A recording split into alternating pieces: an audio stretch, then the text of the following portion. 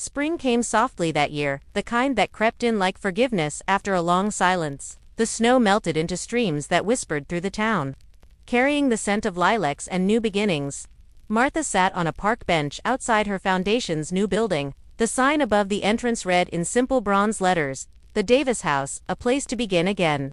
Volunteers hurried in and out with boxes of food, blankets, and medical supplies. Children played nearby, and in the distance, church bells chimed noon. She smiled the same warm, knowing smile that had once carried her through loneliness, but now, it carried others too. A young woman in a wheelchair approached her. She had soft brown eyes and wore a staff badge. "Mrs. Davis," she asked shyly, "I just wanted to say thank you. I was one of your first patients last year, after the car accident. You told me I'd walk again someday." Martha tilted her head kindly. "And did you?" The girl grinned. "Not yet, but I believe I will. That's because of you."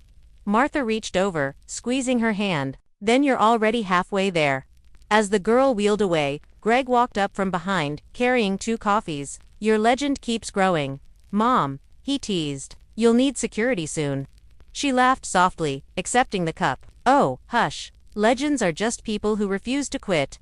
He sat beside her, sipping his drink. "You ever think about retiring for real this time?" Martha turned her face toward the sunlight. "Retirement from what, dear? Loving people? No. I think I'll keep that job forever." He chuckled, nodding in quiet agreement. For a while, they sat in silence, mother and son. 2 souls once torn apart by pride, now bound by grace. A gentle breeze passed through the park, scattering petals across the ground like confetti from heaven. Martha watched them dance in the air, her heart light. And then, faintly, she heard a voice, or maybe it was just memory, whispering, "You're still needed." Tears filled her eyes, but they weren't from sadness. They were from knowing she had answered life's call, fully, fiercely, beautifully. She looked over at Greg, who was watching her quietly, love written all over his face. She smiled. "Promise me something, son. Anything.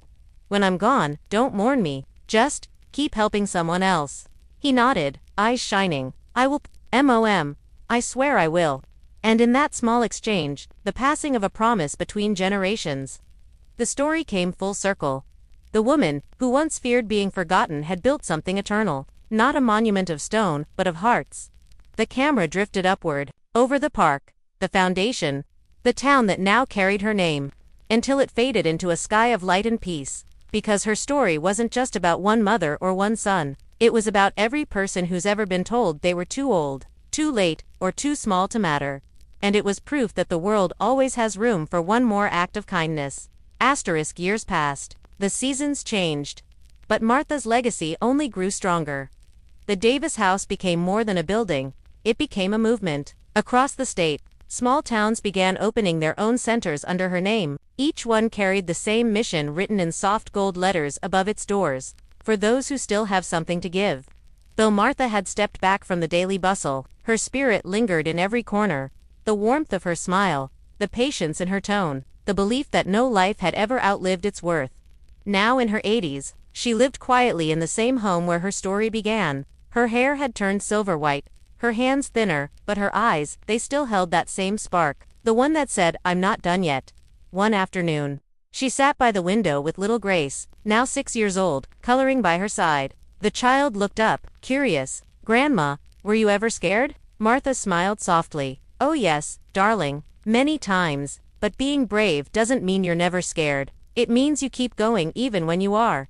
Grace paused, thinking hard. "Like when I fall off my bike and get back up." "Exactly." The little girl nodded seriously and kept coloring, drawing what looked like a big heart surrounded by tiny stars. "This is for you," she said proudly, "because you're the nicest grandma in the whole world." Martha's heart melted. "Oh, sweetheart," she whispered, tears in her eyes. "That's the best gift anyone's ever given me." A soft knock came on the door. Greg again, older now, but with the same gentle smile he once reserved for business meetings. Except this time, it wasn't for a deal. It was for his mother. "Hey Mom," he said, stepping inside with a bouquet of wildflowers. "Guess what? They're naming a hospital wing after you." She laughed lightly, shaking her head. "Oh, Greg, I don't need my name on a wall." He placed the flowers in a vase and turned to her. "It's not about the name. It's about what it means. You showed everyone that compassion is just as powerful as medicine." Her lips curved into a tender smile. Then I suppose that's worth something after all. That evening, as the sun set, Martha sat on her porch, wrapped in her shawl, watching the golden light fade across the horizon. Birds returned to their nests. Children's laughter echoed down the street. And for a moment, everything was still, as if the world itself was taking a quiet breath. Greg joined her, sitting beside her without a word. They didn't need to talk anymore. Their silence said enough: gratitude, forgiveness, love. Martha looked at the sky, painted in pink and gold, and whispered softly, "You see that, Greg? That's what peace looks like." He followed her gaze, nodding. "You earned it, Mom." She smiled faintly. "No, I just learned to make it." As the evening deepened into twilight, the faint glimmer of her silver bracelet caught the last ray of sun. Still needed, and though her hands trembled now, her purpose did not. She was living proof that a heart willing to love never grows old. The years moved gently, like pages turning in a book Martha had learned to read with grace. Time had softened her, not weakened her. She wore her wrinkles like medals, each line a story of endurance, forgiveness, and love. It was late autumn now. Golden leaves danced in the wind outside her window, settling softly on the porch she'd built so many memories on. Inside, the air smelled of apple pie and cinnamon, her favorite comfort on quiet evenings. Greg entered quietly, holding a small package. "Mom," he said with a soft smile, "I have something for you." She looked up from her knitting. "What's this, dear?" He set the box in her lap. "Open it."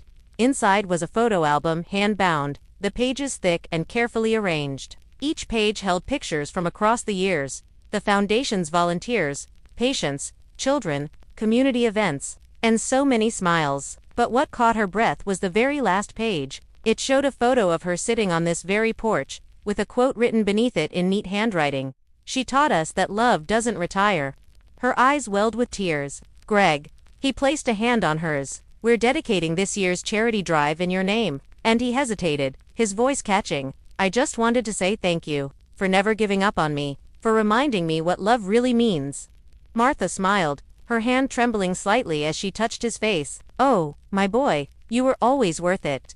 Outside, the wind picked up, scattering the last of the autumn leaves. Martha looked through the window.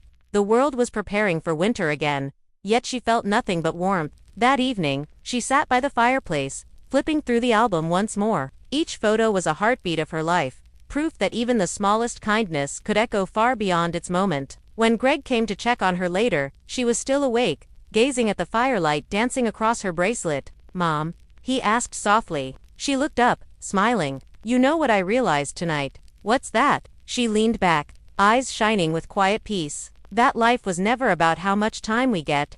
It's about what we do with the love we have left." He nodded slowly, his throat too tight for words. The fire crackled softly, and Martha's voice fell to a whisper. "I used to think I was done, that my story had ended the moment I stopped working. But the truth is, that was when it really began."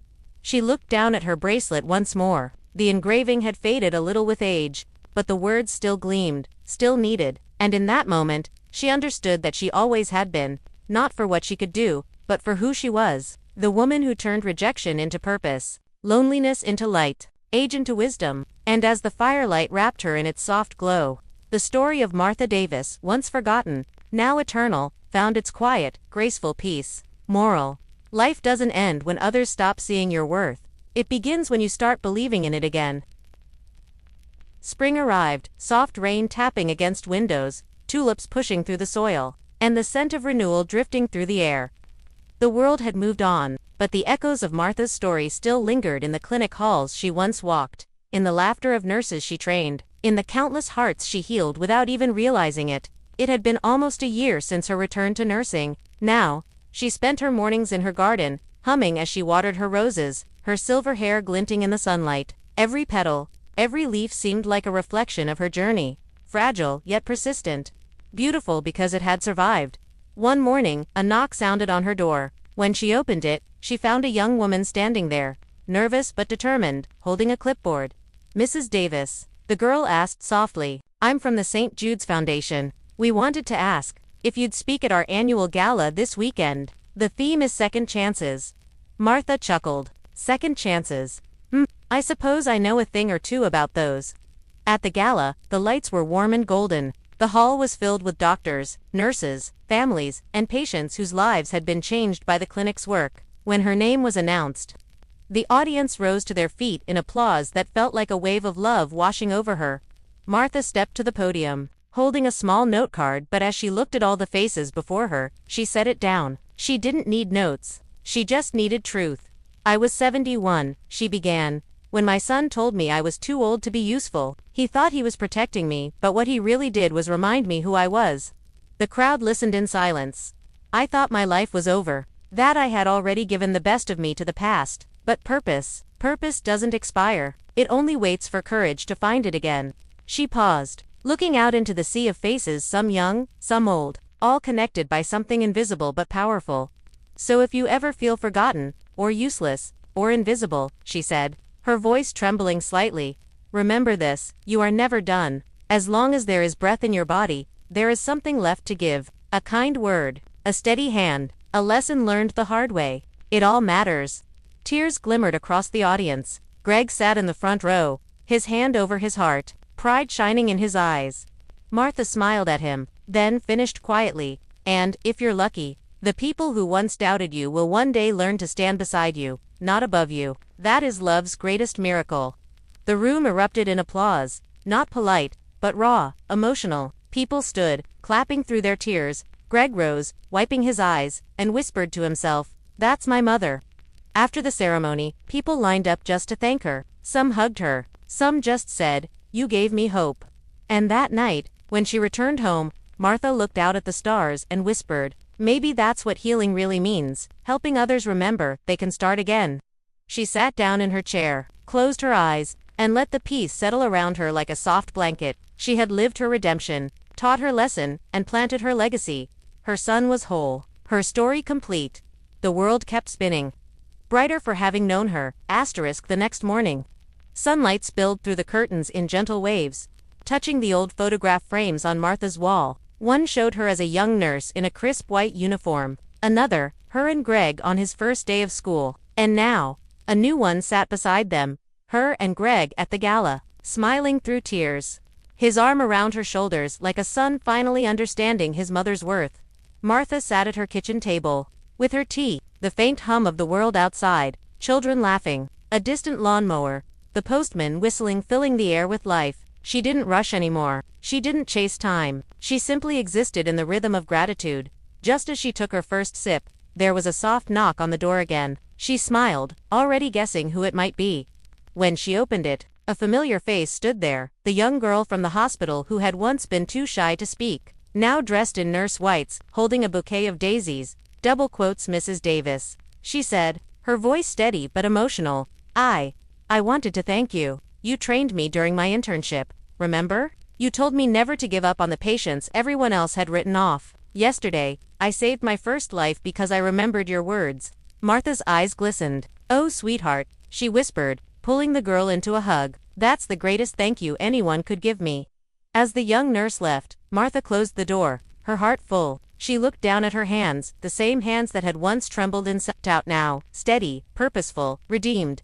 Later that day, Greg stopped by. He carried a small box. "Mom," he said softly, "I want you to have this." She opened it carefully. Inside was a delicate silver bracelet engraved with 2 words, "Still needed." Her throat tightened. "Oh, Greg," he smiled, placing it around her wrist, "because you are, to me, to them, to everyone you've ever touched." They sat together on the porch, watching the sunset melt into orange and gold. No words were needed, only the quiet understanding that love, once broken, had mended stronger than ever. As night fell, a cool breeze swept through the garden, carrying with it the faint scent of roses. Martha closed her eyes and whispered a silent prayer, not of asking, but of thanks. For second chances, for forgiveness, for the courage to begin again when the world had said it was too late, and somewhere in that twilight stillness, the universe seemed to whisper back, "Well done." Weeks passed, and the little town began to buzz with stories about Martha Davis, the woman who refused to fade away. Some said she was running a new hospice program. Others whispered she'd turned her tiny home into a community care center. But those who really knew her, knew she had built something far greater. Her porch became a gathering place. Elderly neighbors stopped by for tea. Single mothers dropped off their kids after school. Even nurses from the hospital came seeking advice, not just about medicine, but about life.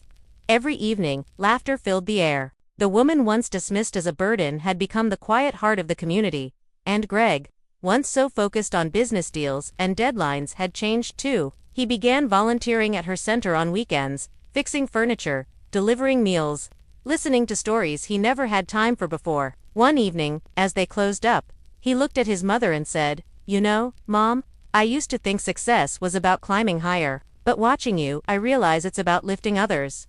Martha smiled. "Then you finally learned what I was trying to teach you all along." He laughed softly, shaking his head. "Guess I needed to grow up first." That night, as Greg drove home, he passed the nursing home he once threatened to send her to. The windows were dim, and inside he saw faces, old, forgotten, lonely. He parked for a moment, gripping the wheel, and whispered, "Never again." Back at her home, Martha sat by the window, looking up at the stars. Her silver bracelet shimmered faintly under the moonlight. "Still needed." She traced the words with her finger, smiling to herself. Because she finally understood, it was never about proving her worth. It was about remembering it. She closed her eyes, letting the peace wash over her, and whispered, "Thank you, life, for not ending when I thought it had to." A gust of wind rustled the curtains, as if the universe itself nodded in reply. The same world that once pushed her aside, now quietly celebrated her strength. And as the screen faded, the last image was simple, a silver bracelet glinting in soft light, a woman reborn through kindness, a son redeemed by love. A few months later, Martha stood before a crowd, not in a hospital, not in a fancy hall, but under a white tent set up in the town park. A banner fluttered behind her, the Davis Community Care Foundation, for those who still have something to give. Her hands trembled slightly as she stepped up to the microphone. The air was cool, the sunset painting the sky in streaks of gold and lavender. She could see Greg in the front row, holding back tears. Beside him were volunteers, nurses, former patients, and even strangers whose lives she'd unknowingly touched. She cleared her throat, her voice soft but steady. "When my son told me I needed to get a job or go to a nursing home, I thought my story was over." A few people chuckled gently. Greg lowered his head, smiling sheepishly. "But life," she continued, "had other plans. It doesn't end just because people think you're too old, too tired, or too late. Sometimes, it begins right there, when you decide to stand again for yourself, and for others." Applause rippled through the crowd. Her words carried the quiet strength of experience, not bitterness. Just truth. "I started this foundation," she went on, "to remind everyone that we don't age out of purpose, we grow into it." Greg stood then, clapping the loudest. Tears slipped down his face, not of guilt but of pride. After the ceremony, a young reporter approached Martha. "Mrs. Davis," she said, smiling, "your story's gone viral online. People are calling you the mother who never gave up. What's your secret?" Martha chuckled softly. "Oh dear, there's no secret, just a choice. To love even when life doesn't love you back right away." That night, when the lights dimmed and the guests went home, she stayed behind for a moment. The park was quiet now, the breeze gentle, the stars infinite. She walked over to a small plaque near the garden entrance. It read, "Dedicated to every soul who thought their best years were behind them." Martha touched the metal, her reflection glimmering faintly on its surface. The operating room was chaos, the metallic smell of blood, the blinding lights, the shuffle of rubber soles on tile, pulse dropping. A nurse yelled. Richard's voice cut through the noise. "We're losing him. I need pressure on that wound now." But before anyone could move, Martha was already there, hands steady, eyes locked on her son. "Clamp here," she instructed, her voice calm, commanding. "Suction now." Everyone froze for a second. It wasn't panic they saw in her face, it was certainty. She wasn't the trembling old woman who could barely butter toast anymore. She was the head nurse. She once had been fierce, focused, unstoppable. Richard met her eyes, nodded once. "You heard her. Follow her lead." The team obeyed. Minutes blurred into eternity. Sweat dripped down Martha's temples. Her hands were soaked in her son's blood, but her movements never faltered. "Come on, Greg," she whispered, her voice breaking. "You wanted me to be strong. I'm strong, but not without you. Please." The monitor beeped faintly. Then again, a pulse. Weak, but real. "He's stabilizing," someone cried. The air in the room shifted. Hope crept in like sunlight through storm clouds. Finally, Richard exhaled, shaking his head in disbelief. You did it, Martha? She didn't smile. She just looked at Greg, brushing his hair back gently. No, she said softly. We did. When they wheeled him into recovery, she followed close behind, her legs trembling only when it was all over. Hours later, when the corridor was quiet, she sat by his bedside, watching the slow, steady rise and fall of his chest. He looked peaceful, younger even, vulnerable. She took his hand in hers. You once told me to get a job, Greg, she murmured. Maybe what you meant was, find myself again. A tear rolled down her cheek. But this one wasn't from pain. It was from release. Days passed. Greg recovered slowly, his eyes fluttering open to find his mother sitting beside him, reading from an old nursing manual like nothing had changed.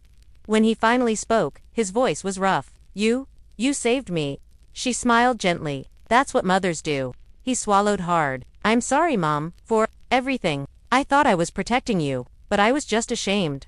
Her expression softened. Ashamed. He nodded weakly. Because I didn't have your strength. She squeezed his hand. Strength isn't loud, Greg. Sometimes it just keeps showing up, even when no one believes it can. He couldn't hold back the tears anymore. Can you ever forgive me? Martha leaned closer, pressing her forehead to his. There's nothing to forgive. Outside, the morning light spilled through the window, golden and warm, and for the first time in years, Martha felt completely at peace. She had lost so much youth, pride, even her son's respect, but in one moment of courage, she'd reclaimed everything that truly mattered. Still, she didn't know the world was about to find out what happened in that operating room. And soon, her quiet act of love would make her famous. The story of what happened in that clinic spread faster than anyone expected. It started with one of the young nurses. She'd posted a photo on social media. The caption read, "Today, a 71-year-old nurse saved a man's life, her own son's."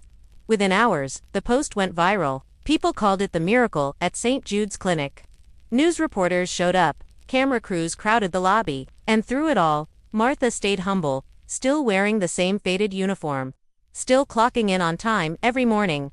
But when Greg was discharged, the world saw something they didn't expect. A grown man, once cold, once proud, walking beside his elderly mother, holding her arm like a child again. Mrs. Davis, a reporter called out, "How does it feel to be a hero?" Martha smiled softly. "I'm no hero," she said. "I'm just a mother who never stopped believing her hands could still help someone."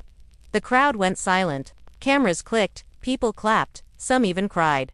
Greg stepped forward, his voice trembling as he faced the microphones. "I told my mom to get a job," he confessed, "but I didn't realize she already had one, being my strength, my teacher, and my heart." Martha reached out and touched his arm. "We both learned something, didn't we?" He nodded, eyes shining. "Yeah, I learned never to underestimate the woman who raised me."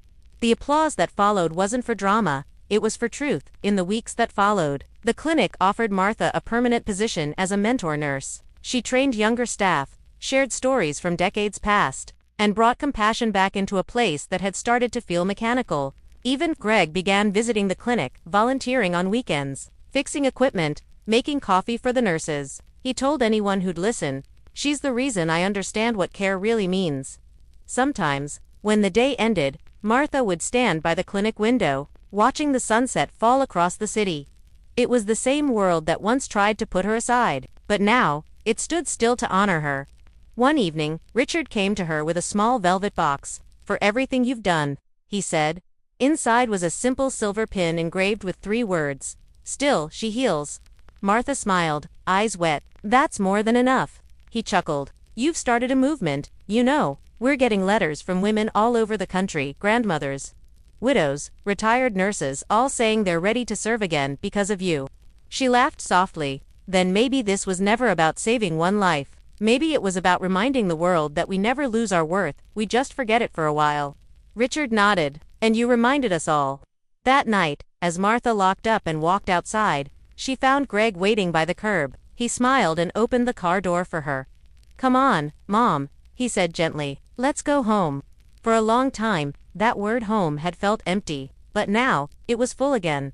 The car drove off under the streetlights, and for the first time in years, Martha leaned back, closed her eyes, and let herself rest. Because dignity isn't something you're given, it's something you reclaim one quiet act of courage at a time. Months passed. The seasons changed. But Martha's story, her quiet, defiant return to purpose refused to fade. Everywhere she went, people recognized her. At the grocery store, at church, even walking her dog down the street, strangers would stop her. "Are you the nurse who saved her son?" they'd ask, eyes full of warmth. And she would smile, a little shyly, "Yes, but I think he saved me too." The clinic grew busier. Donations poured in. The news called her the heart of St. Jude's. But Martha never let it go to her head. She arrived early every morning, brewed coffee for the staff, and still held the trembling hands of frightened patients who whispered, "Will it hurt?" "No," she'd say softly, "because you're not alone." Her son, Greg, changed to. He left his corporate job and used his savings to open a foundation for elder caregivers, inspired by the mother he once underestimated. He called it the Davis Project. At the launch event, he stood before a crowd of reporters and said, "My mother taught me that worth doesn't vanish with age, it only deepens with time. Every gray hair tells a story. Every wrinkle holds wisdom. We just have to listen." Martha sat in the front row, hands folded neatly, eyes glistening with pride, after the applause. He stepped off the stage and knelt beside her. "Mom," he whispered, "you okay?" She smiled. "I'm better than okay, sweetheart. You finally found what matters." He nodded. "You showed me." They embraced, and for the first time, Greg held her not as a fragile old woman, but as his equal, his hero. Later that evening, when the lights dimmed and the guests had gone home, Martha stood outside under the soft glow of the street lamps. The air was cool, the sky painted with stars, and in that silence, she thought of everything that had led her here, the loneliness, the dismissal, the fear of being forgotten. But she wasn't forgotten. She was proof.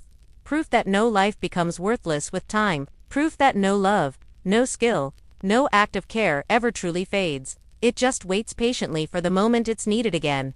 She closed her eyes, listening to the hum of the city. Somewhere far away, an ambulance siren wailed. A call to heal, a call to serve. And Martha smiled. "Still she heals," she whispered. "Because the world may grow loud with youth and ambition, but it's the quiet hearts, the steady hands that keep it alive."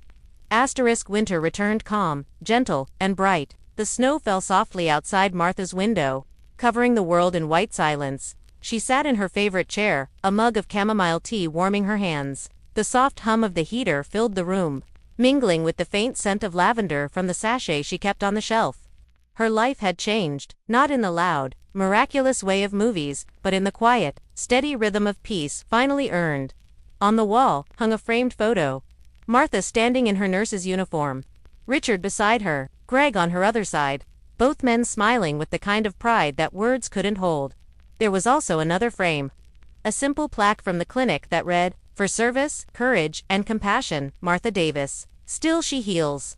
Sometimes, when visitors came by, journalists, young nurses, volunteers, they'd ask her the same question. "How did you find the strength to come back?" And she'd smile, her voice calm and kind. "Strength never leaves you," she'd say. "It just waits for you to remember it's there."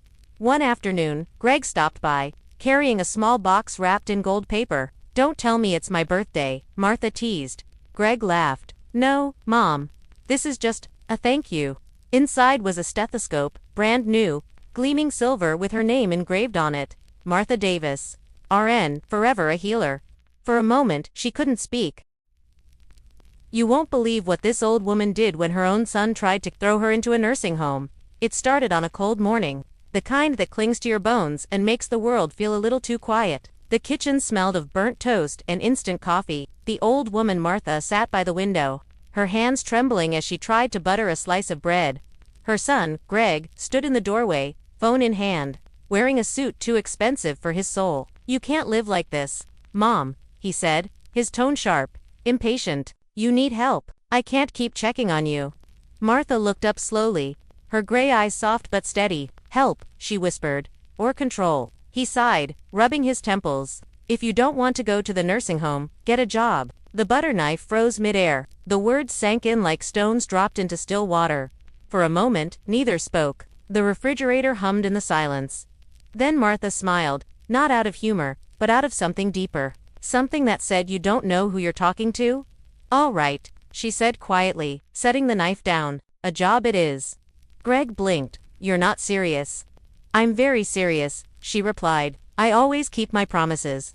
He laughed under his breath. shaking his head. "Mom, you're 71. No one's going to hire you." Martha didn't answer. She just wiped her hands on her apron, stood up, and walked to the small drawer where she kept an old photograph. A faded image of her and a group of women in crisp white uniforms, all smiling under a hospital sign. Her son didn't notice. He was already scrolling through his phone again. Outside, the wind picked up. The bare branches rattled against the window pane. That night, Martha sat alone at her small table, the photograph beside her, a cup of tea going cold. She stared at the streetlights flickering outside and whispered to herself, 71. And still not done yet. The next morning, she dressed in her best coat, the same one she wore to her husband's funeral 20 years ago. She brushed her hair, applied a faint shade of lipstick, and stepped outside. Cars passed her by as she walked down the slushy sidewalk, her cane tapping rhythmically against the concrete. She didn't know where she was going, but she knew what she wasn't going to do: beg for her dignity. And then, just as she reached the bus stop, a black car slowed down beside her. The window rolled down. A familiar voice called out her name. Martha turned, and froze. It was a face she hadn't seen in over 40 years.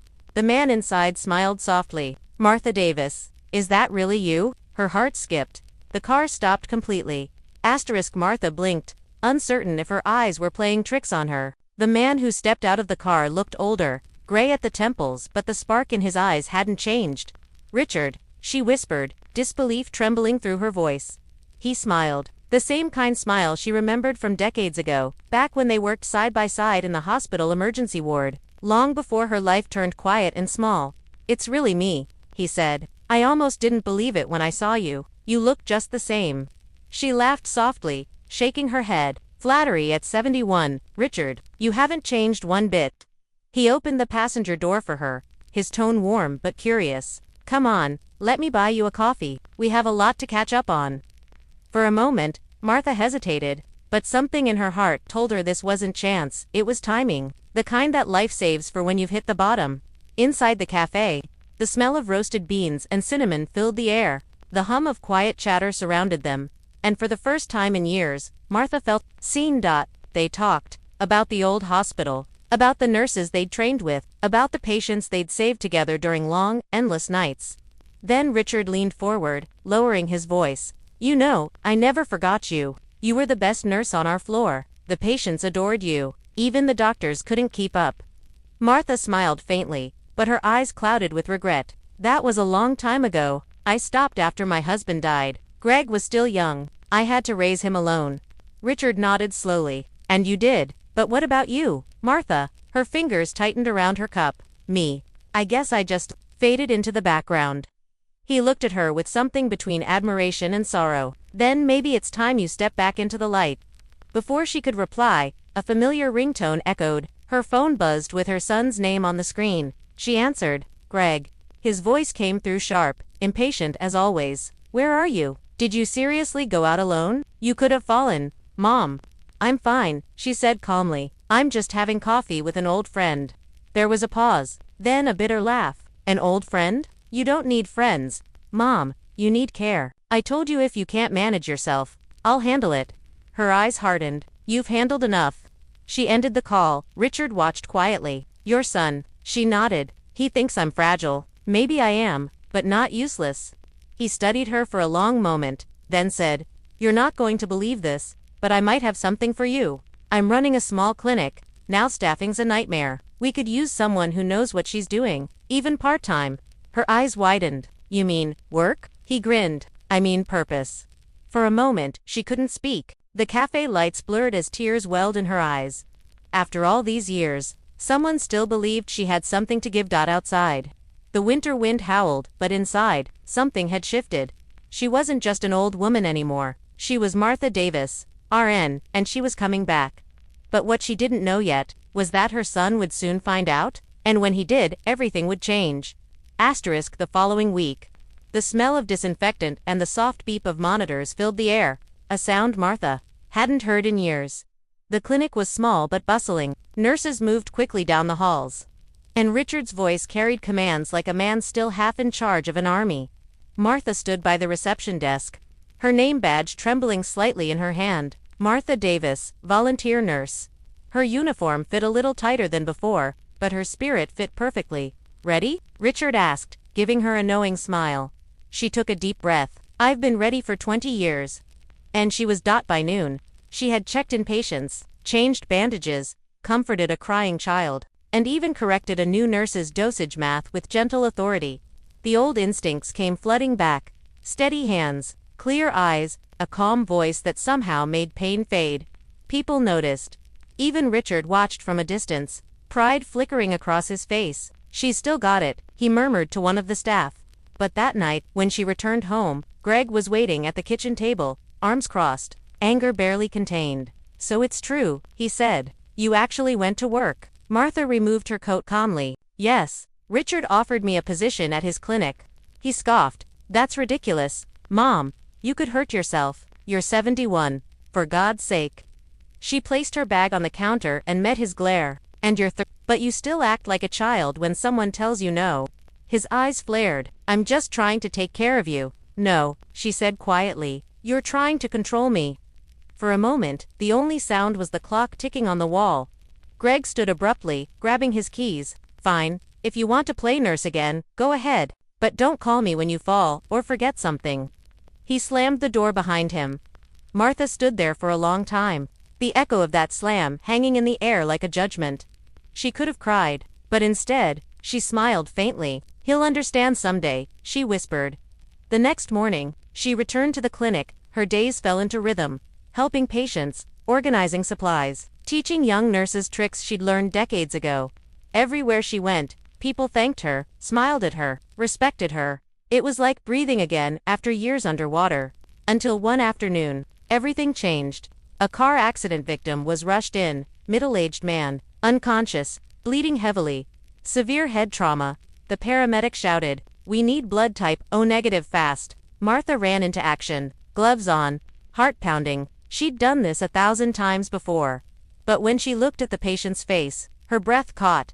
Her cane clattered to the floor. It was Greg, her son. The room spun. Nurses shouted for equipment. Richard barked orders, but all Martha could see was her boy, pale and broken. The same boy she once held against her chest after every nightmare. "Stay with me," she whispered, grabbing his hand. "Don't you dare leave me, Greg." The heart monitor beeped unevenly. She pressed on his wound, tears spilling down her cheeks. "You're not done yet, sweetheart. You still have to understand." The doctors worked around her, but no one moved her away, and as the minutes dragged on, she refused to let go. The once powerless old woman was now the only one standing between her son and death? And what happened next? Would silence every doubt he ever had about her.